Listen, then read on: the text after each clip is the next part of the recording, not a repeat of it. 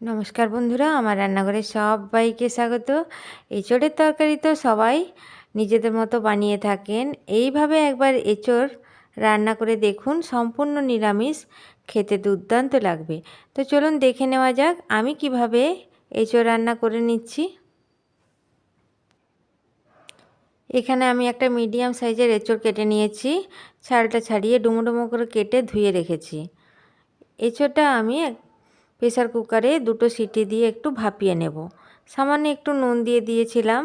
এরপর গ্যাসের চুলায় একটা কড়াই চাপিয়ে দিয়েছি, দিয়ে দেব সর্ষের তেল। আগে থেকে আমি 3টে আলু কেটে রেখে দিয়েছি ডুমো ডুমো করে। আলুগুলো তেলের মধ্যে দিয়ে একটু ভেজে লাল লাল করে উঠিয়ে নেব।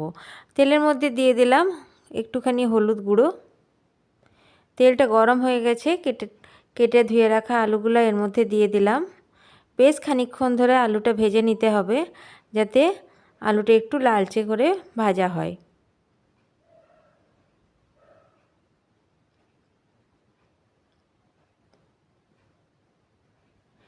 এইদিকে আলুটা ভাজতে ভাজতে একটা মশলার পেস্ট বানিয়ে নেব। নিয়ে নিলাম 6টা কাজু বাদাম আর কিছুটা কিশমিশ। নিলাম একটা বড় সাইজের টমেটো। যেহেতু এটা নিরামিষ রান্না, সেহেতু টমেটোটা একটু বড় সাইজের দিতে হবে গ্রেভিটা বানানোর জন্য। দিয়ে দিলাম 3 টুকরো আদা আর 3টে কাঁচা লঙ্কা। ঝালটা আপনারা পরিমাণ মতো দেবেন, নিজেদের মতো। এখানে আলুটা লালচে করে ভাজা হয়ে গেছে। এরপর আলুটাকে উঠিয়ে নিলাম। ওই কড়াইয়ে আমি আরেকটু তেল দিয়ে দেব।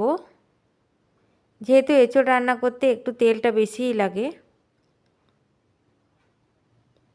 আরও 4 চামচ তেল দিয়ে দিলাম। এরপর দিয়ে দেব একটা ফাটিয়ে নেওয়া এলাচ আর হাফ চামচ গোটা জিরে। দিয়ে দিলাম একটা শুকনো লঙ্কা তার সঙ্গে। এরপর যে মশলার পেস্টটা বানিয়ে রেখেছিলাম, সেই পেস্টটা এর মধ্যে দিয়ে দিলাম। পেস্টটা দিয়ে খুব ভালোভাবে ভেজে নিতে হবে, যাতে মশলার কাঁচা গন্ধটা না থাকে।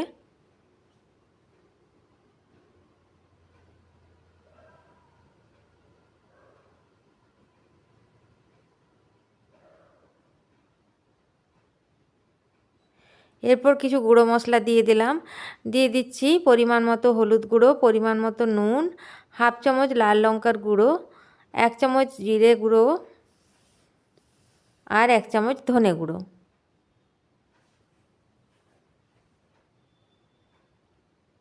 আর যেহেতু এটা নিরামিষ রান্না, সেহেতু এখানে আমি চিনির ব্যবহার করলাম।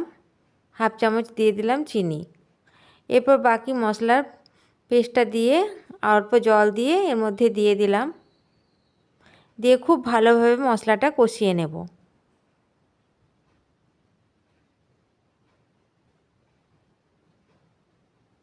মশলাটা কষানো হয়ে গেছে। এরপর সেদ্ধ করা এঁচোড়গুলো এর মধ্যে দিয়ে দেব।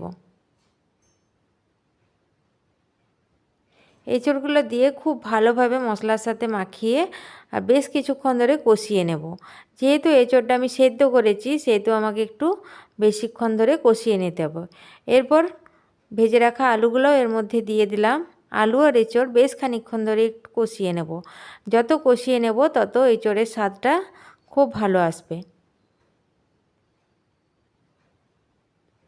বেশ খানিকক্ষণ ধরে কষিয়ে নেওয়ার পর এর মধ্যে দিয়ে দেব জল। আলুগুলো আমার 80% সেদ্ধ হয়ে গেছে, আর 20% সেদ্ধ করার জন্য জল দিয়ে আমাকে ঢাকা দিয়ে রেখে দিতে হবে।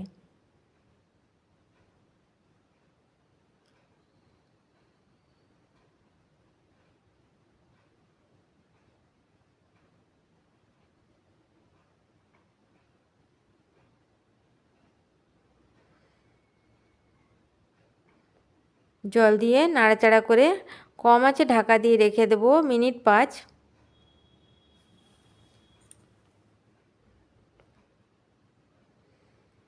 5 মিনিট পর খুলে দেখি আলুটাও আমার সেদ্ধ হয়ে গেছে। এঁচোড়টা তো আগে থেকে সেদ্ধ করা ছিল। আর এরপর দিয়ে দেব এর মধ্যে গরম মশলা আর ঘি। এখানে আমি কোনো ধনে পাতার ব্যবহার করব না, কারণ ঘিটার স্বাদটা তাহলে নষ্ট হয়ে যাবে।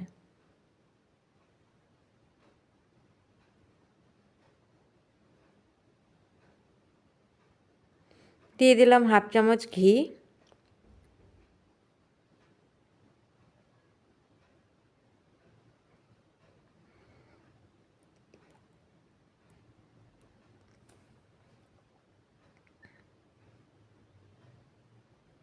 আর 1 চামচ গরম মশলা। এরপর নাড়াচাড়া করে গ্যাসের আঁচটা বন্ধ করে ঢাকা দিয়ে রেখে দেব 2 মিনিট। তৈরি হয়ে গেল দুর্দান্ত স্বাদের এঁচোড়ের রেসিপি।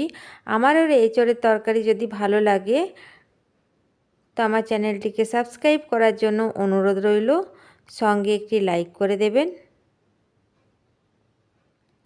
ভিডিওটি দেখার জন্য সবাইকে অসংখ্য ধন্যবাদ।